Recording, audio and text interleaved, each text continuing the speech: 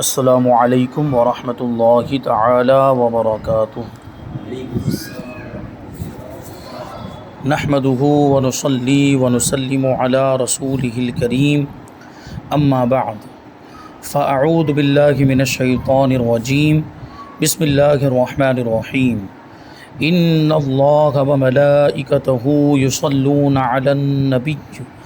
یا ایہا الذین آمنوا صلوا علیہ وسلموا تسلیما۔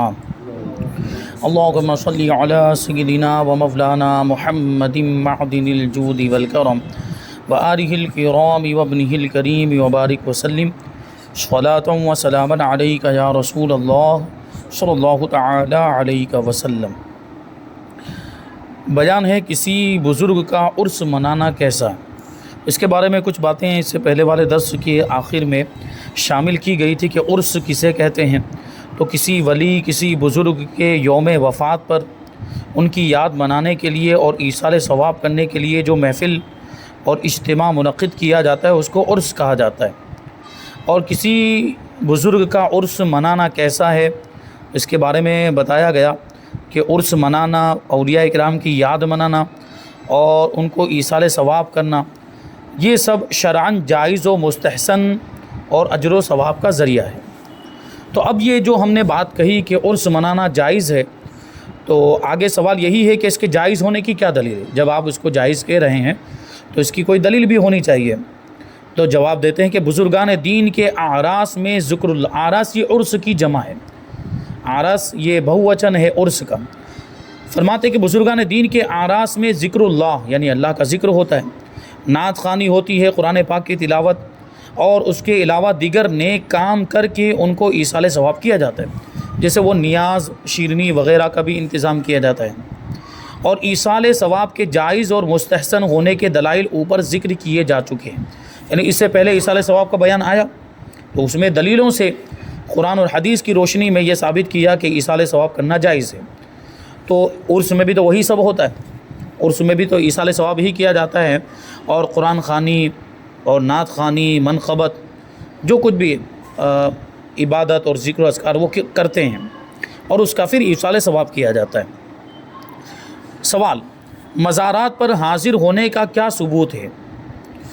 جواب، مزارات پر حاضری دینا زمانہ قدیم سے مسلمانوں میں رائج ہے۔ زمانہ قدیم یعنی پرانے زمانے سے، بہت پہلے سے مسلمانوں میں رائج ہے، بلکہ خود رسول اللہ صلی اللہ علیہ وسلم ہر سال شہدائے احد کے مزارات پر برکات لٹانے کے لیے تشریف لے جاتے تھے۔ شہدائے احد یعنی اسلام کی دوسری جنگ جو ہجری 3 میں پیش آئی، اس میں بہت سے صحابہ کرام شہید ہو گئے تھے۔ اسی میں حضرت امیر حمزہ رضی اللہ تعالیٰ عنہ، حضور پاک صلی اللہ علیہ وسلم کے چچا جان بھی شہید ہو گئے، اسی لیے ان کو سید الشہداء بھی کہا جاتا ہے۔ اور ان کا مزار پاک بھی وہیں، وہ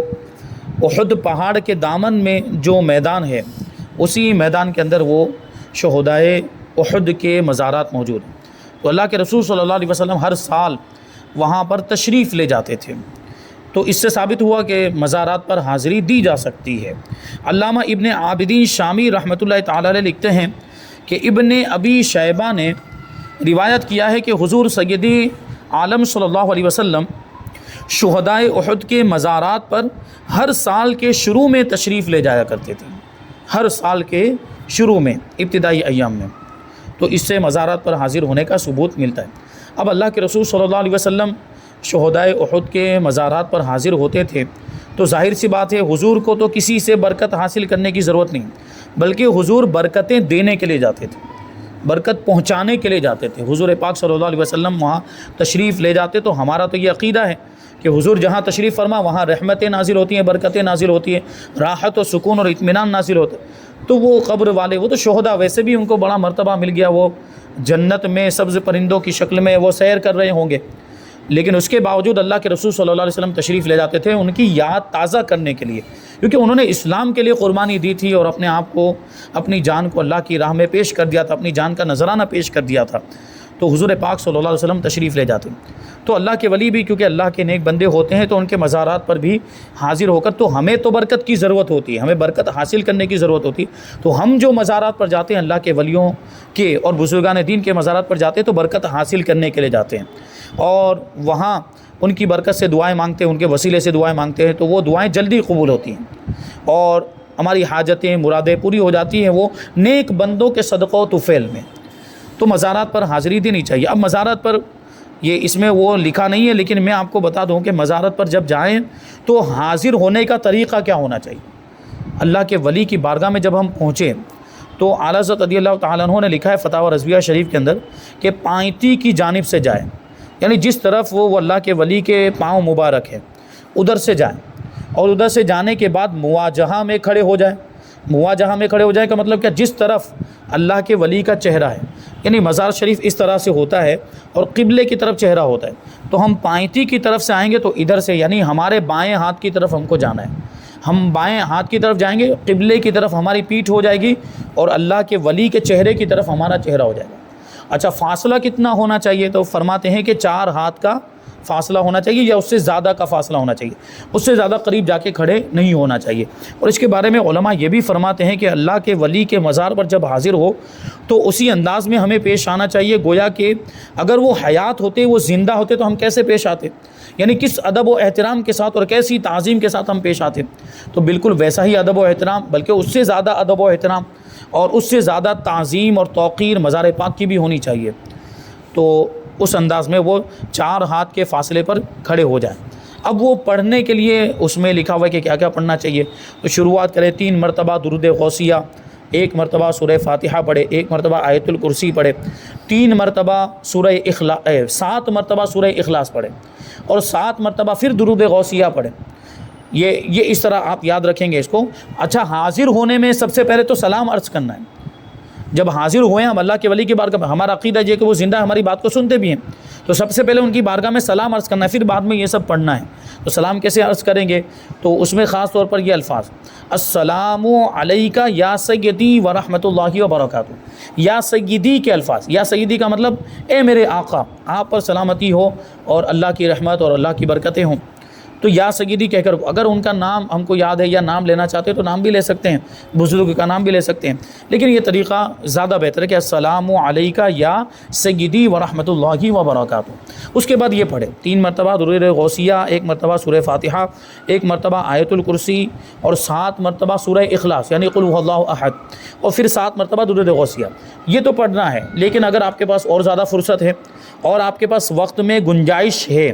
تو اور زیادہ آپ کچھ پڑھنا چاہتے ہیں تو یاسین شریف بھی آپ پڑھ لیں، سورہ ملک بھی پڑھ لیں، اور پھر یہ جو کچھ بھی آپ نے پڑھا ہے وہ ان بزرگوں کو ایصال ثواب کریں۔ اور بہتر یہ ہے کہ وہ سارے بزرگوں کا نام لے لیں، اس علاقے کے سارے بزرگوں کا نام لیں، سارے اولیاء کرام کا نام لے لیں جو فاتحہ کرنے کا طریقہ اس سے پہلے بتایا گیا، پھر ان کے وسیلے سے اللہ کی بارگاہ میں دعا کرے، اپنی حاجت کو پیش کرے، اور جو بھی مراد ہے، جو بھی مشکل ہے یا جو بھی مصیبت وغیرہ جو کچھ بھی آپ مانگنا چاہتے ہیں تو وہ مانگیں۔ تو یہ طریقہ ہے وہاں پر حاضر ہونے کا۔ طواف کرنے سے منع فرمایا گیا کہ خانہ کعبہ ہی کا صرف طواف کیا جا سکتا ہے، کسی دوسری عمارت یا کسی دوسری بلڈنگ یا کسی ولی کے مزار کا طواف کرنا جائز نہیں ہے۔ تو کچھ لوگ جو طواف کرنے لگ جاتے ہیں وہ غلط طریقہ ہے۔ اچھا کبھی ایسا ہو سکتا ہے کہ مزار شریف میں داخل ہونے کا ایک راستہ اور نکلنے کا دوسرا راستہ ہے، اور وہاں سے داخل ہونے میں اتنی زیادہ تعداد میں لوگ داخل ہوتے ہیں کہ اس راستے سے ہم دوبارہ واپس نہیں نکل پاتے، تو ہمیں گھوم کر دوسرے راستے سے نکلنا پڑتا ہے، تو اس کو طواف نہیں کہا جائے گا۔ یہ ہم دوسرے راستے سے نکلنے کے لیے وہ تھوڑا ہم کو ایسے گھومنا پڑتا ہے، تو اس کی اجازت ہے، اس میں کوئی حرج نہیں ہے۔ طواف والی صورت نہیں ہونی چاہیے، طواف کی نیت نہیں ہونی چاہیے۔ اچھا مزار شریف کو چومنے کے بارے میں، مزار شریف کو چومنا یقیناً یہ اچھی بات ہے، لیکن اس میں ادب و احترام ملحوظ رہنا چاہیے، اور چومنے میں وہ سجدے والی کیفیت نہیں بننی چاہیے۔ اس سے پہلے بھی میں نے عرض کیا تھا کہ کچھ لوگ دہلیز کو چومتے ہیں تو بالکل وہ سجدے والی کیفیت بن جاتی ہے، اگرچہ سجدہ کرنے کی نیت نہیں ہوتی ہے، لیکن اس سجدے کی صورت بھی نہیں بننی چاہیے کہ دیکھنے والوں کو لگے کہ سجدہ کر رہا ہے، یا مخالفین کو اعتراض کرنے کا موقع ملے کہ دیکھو یہ تو سنی تو اللہ کے ولیوں کے مزار پہ جا کر ان کو سجدہ کرتے، سجدہ تو اللہ کی بارگاہ میں ہو سکتا ہے، سجدہ تو غیر اللہ کو نہیں ہو سکتا، یہ سجدہ کرتے ہیں، جبکہ وہاں سجدہ کرنے کی نیت نہیں ہوتی، چوکھٹ کو چومنا مقصد ہوتا ہے۔ تو چونکہ وہ اللہ کے ولی کا مزار ہے، وہاں کی جو چیزیں ہیں ان کو اللہ کے ولی سے نسبت ہو جاتی ہے، تو وہ چیزیں نسبت کی وجہ سے برکت والی ہو جاتی ہیں۔ میں نے اس سے پہلے عرض کیا تھا کہ اللہ کے ولی کی بارگاہ کا اور ان کے مزار کا ایک کوڑا کاغذ بھی اگر آپ اٹھا لیں اور پورے یقین کے ساتھ اور اعتقاد کے ساتھ اس کو تعویذ بنا کر پہن لینا تو اس میں بھی فائدہ ہو سکتا ہے، بس وہ عقیدہ ہونا چاہیے، کیونکہ نسبت ہو گئی اللہ کے ولی کے مزار سے۔ تو وہ نسبت سے شے ممتاز ہو جایا کرتی ہے، اور اللہ کے ولیوں سے نسبت ہو جائے تو چیزیں برکت والی ہو جاتی ہیں۔ تو یہ اللہ کے ولیوں کے مزارات، تو وہاں ادب، تو بہتر یہ ہے کہ وہ چومنے وغیرہ کا بھی معاملہ نہ رکھیں، بس وہ دور سے ہی وہاں سے پھر واپس لوٹ جائیں، کیونکہ چومنے وغیرہ میں بھی کبھی ایسا ہوتا ہے کہ پورے جھک جاتے ہیں، پورا مزار شریف پہ وزن ڈال دیتے ہیں، اور پتہ نہیں کچھ تو گرتے ہوئے بھی نظر آتے ہیں کہ اس کے اوپر گر جاتے ہیں، تو یہ سب بے ادبیاں ہوتی ہیں اس میں، اور ادب و احترام اور اس بارگاہ کا تقدس اس طرح سے پامال ہوتا ہے، تو یہ نہیں ہونا چاہیے۔ آگے سوال ہے کہ بزرگان دین کے مزار پر کیوں جاتے ہیں؟ اس ضمن میں کوئی واقعہ ہو تو وہ بھی ارشاد فرمائیں۔ جواب، اولیاء اللہ رحمۃ اللہ تعالی علیہم کے مزارات پر جانا باعث برکت یعنی برکت کا سبب ہے، اور رفع حاجات یعنی ضرورتیں پوری ہونے کا ذریعہ ہے، کہ وہاں جاتے ہیں تو برکت حاصل ہوتی ہے اور حاجتیں پوری ہوتی ہیں۔ اس لیے بزرگان دین کا یہ طریقہ رہا ہے کہ وہ اولیاء کرام رحمۃ اللہ علیہم کی قبور پر جاتے، ان کے مزارات پر جاتے،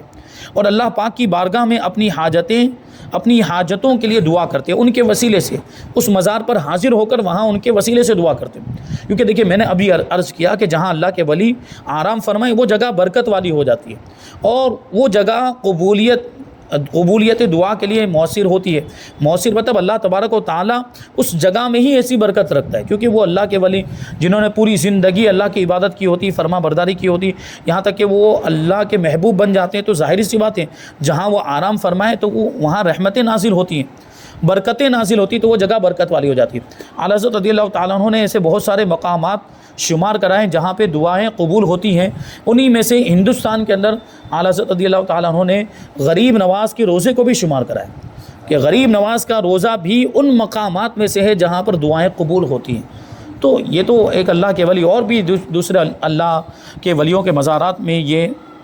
برکت رہتی ہے۔ جیسا کہ علامہ ابن عابدین شامی رحمۃ اللہ تعالی علیہ اس بارے میں مقدمہ رد المحتار میں امام شافعی رحمۃ اللہ تعالی علیہ سے نقل کرتے ہیں کہ میں امام ابو حنیفہ رحمۃ اللہ تعالی علیہ سے برکت حاصل کرتا ہوں اور ان کی قبر پر آتا ہوں، اگر مجھے کوئی حاجت درپیش ہوتی ہے تو 2 رکعت نماز پڑھتا ہوں اور ان کی قبر کے پاس جا کر اللہ پاک سے دعا کرتا ہوں تو جلد حاجت پوری ہو جاتی ہے۔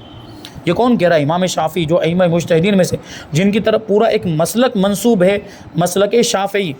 امام اعظم کی طرف جو مسلک، جو ہم حنفی ہیں، یہ حنفی مسلک امام اعظم ابو حنیفہ کی طرف منسوب ہے، اور امام شافعی کی طرف یہ پورا ایک شافعی مسلک۔ اسی طرح امام مالک اور امام احمد ابن حنبل، یہ 4 مسلک کے ماننے والے پوری دنیا کے اندر موجود ہیں مسلمان، تو سب اہل سنت و جماعت ہی ہے، تھوڑا بہت وہ مسائل کا فرق ہے، عقیدے میں سب ایک ہی ہیں۔ تو دیکھیں امام شافعی جو اہل سنت ہی کے امام ہیں، وہ کیا بتا رہے ہیں، ان کا عقیدہ، وہ خود اپنا عقیدہ بتا رہے ہیں کہ میں امام اعظم کے مزار پر حاضر ہوتا ہوں، جبکہ بہت سارے مسائل میں انہوں نے امام اعظم سے اختلاف بھی کیا ہے، لیکن اس کے باوجود کہتے کہ میں ان کے مزار پر جاتا ہوں اور برکت حاصل کرتا ہوں، اور وہاں میں 2 رکعت نماز پڑھ کے دعا کرتا ہوں تو میری دعا قبول ہو جاتی ہے۔ یہ امام کہہ رہے ہیں، امام شافعی کہہ رہے ہیں۔ آگے سوال ہے کہ بعض لوگ کہتے ہیں کہ عرس پر غیر شرعی کاموں کا ارتکاب کیا جاتا ہے، یعنی ناجائز کاموں کا ارتکاب کیا جاتا ہے، لہٰذا وہاں جانا اور عرس منانا جائز نہیں ہے، یہ کہاں تک درست ہے؟ یعنی وہ کچھ جاہلوں نے مطلب اس طرح کے کچھ کام، یا کچھ جاہل مجاوروں نے اور جاہل خادموں نے کچھ ناجائز اور خرافات والے کام، بے حیائی کے کام اور گناہوں کے کام وہاں پر انہوں نے اس کو رواج دے دیا ہے، اور وہ ہونے لگ گئے ہیں مزارات پر۔ تو کیا ان کاموں کی وجہ سے، گناہوں کے کاموں کی وجہ سے یا خرافات کی وجہ سے عرس کرنا ہی بند کر دیں گے؟ تو اس کا جواب دیتے ہیں۔ الحمدللہ عرس کا مسئلہ قرآن و حدیث، صحابہ کرام علیہم الرضوان اور اولیاء صالحین رحمۃ اللہ تعالی علیہم کے عمل سے واضح ہو چکا کہ عرس منانا یہ جائز ہے، قرآن سے بھی ثابت کیا، حدیث سے بھی ثابت کیا، اور بزرگان دین کے عمل سے بھی ثابت کیا،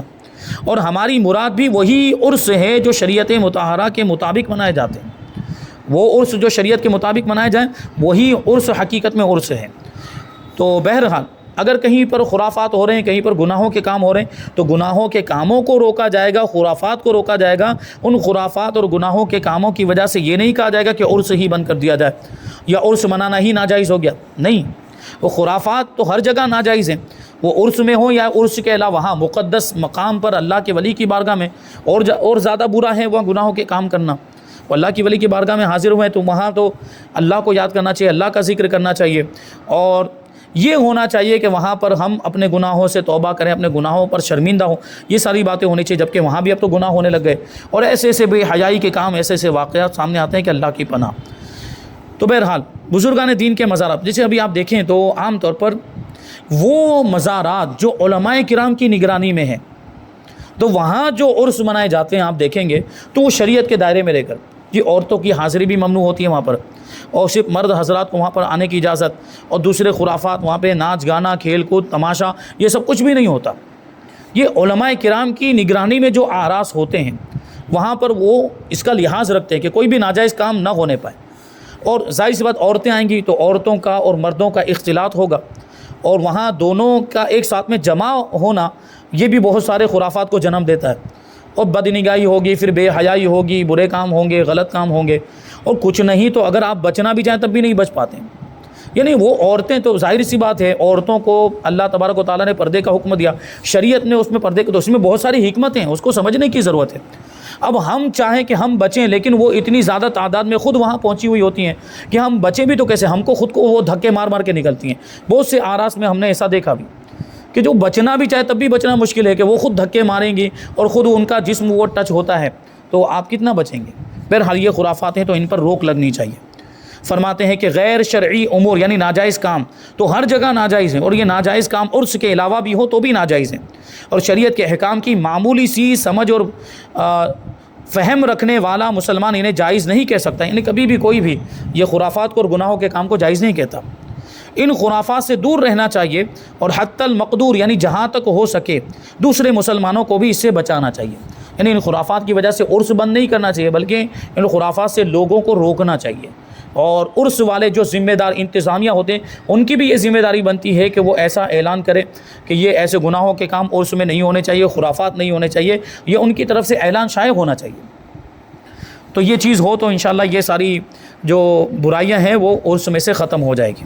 سوال، کیا بزرگ کے نام کا جانور ذبح کرنا کیسے؟ چونکہ عرس کی بات آ گئی تو عرس میں یہ بھی آتا ہے کہ اللہ کے ولی کے نام پر کبھی جانور ذبح کیا جاتا ہے، اور پھر نیاز کے طور پر اس کو بنایا جاتا ہے، پکایا جاتا ہے، پھر وہ جو بھی سالن کی شکل میں یا بریانی وغیرہ کی شکل میں پھر اس کو تقسیم کیا جاتا ہے نیاز کے طور پر، اور اس کا مقصد کیا ہوتا ہے؟ ایصال ثواب۔ یہ ہر سنی جانتا ہے،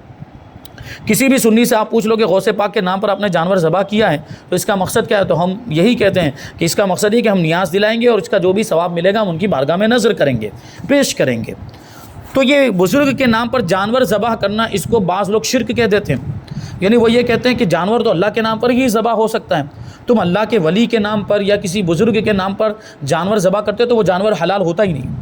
تو ان بے وقوفوں کو پتہ ہونا چاہیے کہ ہم جب اللہ کے ولی کے نام پر جانور ذبح کرتے ہیں تو وہاں ہماری نیت ان کو ایصال ثواب کرنا ہوتا ہے، جبکہ آپ کسی کو بھی پوچھ لیں کہ جب جانور ذبح کیا جاتا ہے تو کس کا نام لیا جاتا ہے؟ اللہ اکبر، بسم اللہ اللہ اکبر کہہ کر ہی اس جانور کو بھی ذبح کیا جاتا ہے۔ تو ہم نے اللہ کے ولی کا نام لے کر نہیں ذبح کیا، ہم نے اس کو ذبح کیا ہے اللہ کے نام پر ہی، بسم اللہ پڑھ کر ہی ذبح کیا ہے۔ بس وہاں مقصد یہ ہوتا ہے، ہم جو منسوب کر دیتے ہیں کہ غوث پاک کا بکرا ہے یا یہ اللہ کے ولی کے نام کا جانور ہے، تو وہاں مقصد یہ ہوتا ہے کہ اس جانور کا جو ہمیں ذبح کرنے کا اور نیاز کرنے کا جو ثواب ملے گا ہم ان کی بارگاہ میں پیش کریں گے، یہ مقصد ہوتا ہے۔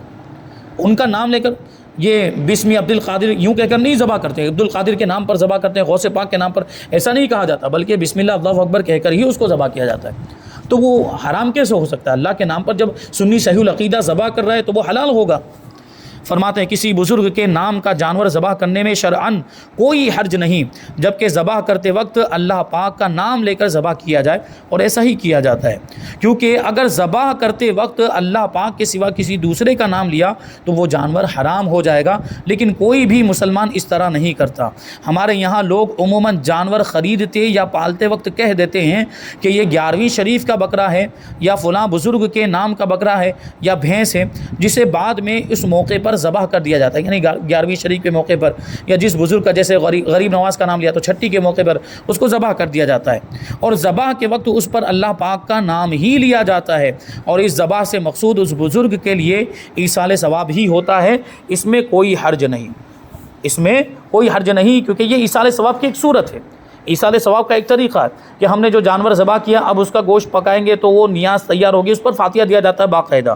وہی جو فاتحہ کا طریقہ اس سے پہلے بتایا گیا، جو کچھ بھی، اور قرآن خوانی بھی کبھی کبھی کر لی جاتی ہے ایسے موقع پر، پھر وہ قرآن خوانی کا بھی ثواب اور نیاز کا بھی ثواب. جی نیاز ظاہری سی بات ہے، نیاز آپ کھلائیں گے تو نیاز کے کھلانے کا ثواب ملے گا آپ کو. ہاں اس میں بہتر یہ ہے کہ غریبوں، حاجت مندوں اور ضرورت مندوں کو، اور خاص طور پر ایسے لوگوں کو کہ جن کے گھر میں کھانے کا سامان مہیا نہیں ہے، ایسے لوگوں کو خاص طور پر یاد کرنا چاہیے اور ان کو خاص طور پر بلانا چاہیے. اور ہمارے یہاں تو اب ایک دیکھیے اللہ کی پناہ، ابھی نیاز کا بیان آگے آئے گا بھی، لیکن بات یہ ہو گئی کہ اب نیازیں بھی دعوت کے انداز میں ہونے لگ گئی. اب نیاز میں جس کو دعوت دی جائے وہ آ رہا ہے، جس کو دعوت نہیں دی اس کو انٹری نہیں ہوتی ہے، وہ نہیں آ سکتا ہے. جبکہ ہونا کیا چاہیے تھا کہ نیاز کے اندر ہم خاص طور پر پہلے غریبوں کا خیال کرتے، کیونکہ عام طور پر اب ہو رہا ہے کہ ان کو کھلایا جا رہا ہے جو کھاتے پیتے گھر سے تعلق رکھتے ہیں، وہ گھر میں بھی ان کے کھانے پینا کا سامان مہیا ہے. تو ایسے میں یقیناً یہ بھی اس کا بھی ثواب ہے. لیکن اگر ہم کسی غریب کو کھلائیں گے، کسی حاجت مند کو، کسی فقیر کو، کسی بھوکے کو کھلائیں گے تو اس کا اور زیادہ ثواب ملے گا. تو یہ بات ہمیں جو ہے کہ خیال رکھنی چاہیے. اور نیاز کے موقع پر ایسے لوگوں کو، اور خاص طور پر آس پڑوس میں ہم دیکھیں، محلے میں دیکھیں، اپنی بستی میں دیکھیں کہ ایسے لوگ، تو ان کو بلایا جائے، عزت کے ساتھ، ادب و احترام کے ساتھ ان کو بلایا جائے اور ان کے لیے بھی یہ نیاز کا اہتمام کیا جائے. اور اگر یہ نہ کر سکتے ہوں، یا یہ کہ ان کو آنے میں اگر کوئی شرم یا حیا کے معاملات ہوں، تو آپ ان کے گھر میں پہنچا دیں نیاز. تو اس میں اور زیادہ کہ آپ نے نیاز کی اس کا بھی ثواب ملے گا، پہنچانے کا بھی ثواب ملے گا. تو جو بھی خیر خواہی کا کام ہو سکتا ہو، بھلائی کا کام ہو سکتا ہو، وہ ہمیں کرنا چاہیے اور اس میں حصہ لینا چاہیے. بہرحال یہاں پر یہ عرس منانے کا بیان مکمل ہوا. اب چونکہ پختہ مزار اور قبہ بنانا، اولیاء کرام کے مزارات وہ پختہ بناتے ہیں، پکے بنائے جاتے ہیں، اور قبہ یعنی اس پر گنبد وغیرہ بنتا ہے، مزار تعمیر ہوتا ہے. تو یہ سب شریعت کے اعتبار سے جائز ہے یا نہیں. اور اس کے بعد اور بھی کچھ باتیں ہیں جو کہ مزار پر پھول ڈالنا اور چادر ڈالنا، یہ ساری باتیں انشاءاللہ ہم آئندہ درس میں شامل کریں گے. اللہ تبارک و تعالیٰ کی بارگاہ میں دعا ہے کہ جو کچھ بھی بیان ہوا اس پر ہم سب کو عمل کرنے کی توفیق عطا فرمائے. وما علینا الا البلاغ. السلام علیکم.